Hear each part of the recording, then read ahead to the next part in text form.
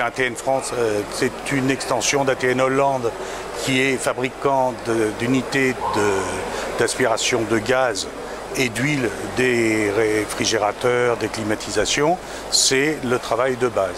ATN France a été créé pour commercialiser tous ces produits et avoir une extension en D3E et en unités de frigo et dans d'autres domaines, mais qui sont beaucoup plus des niches.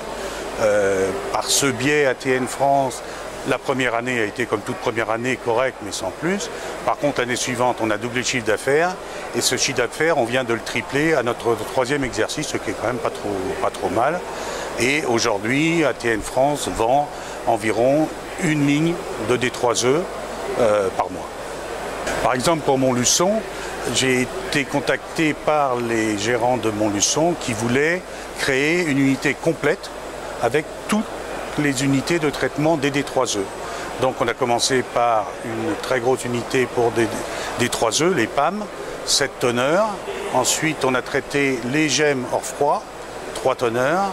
Et on est parti sur le traitement des tubes cathodiques, CRT, dans un but à atteindre de 65 000 tonnes par an. Il y a eu d'autres beaucoup plus petites installations, à l'inverse, pour une tonne et demie à l'heure de PAM. ATN France vient de livrer les 2 premières unités BRT, les premières machines BRT en France, le Cracomat, pour des quantités d'1 tonne à 1 tonne et demie. Une en Alsace chez Envie, l'autre Juraterie dans le Jura, comme son nom l'indique.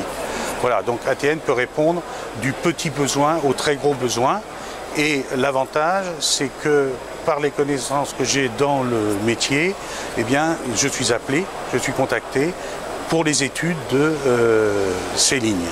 Et pour cela, je suis soutenu par Gerd Limput, qui est le patron d'ATN Hollande, dans tout ce qui est recherche, développement et établissement des lignes.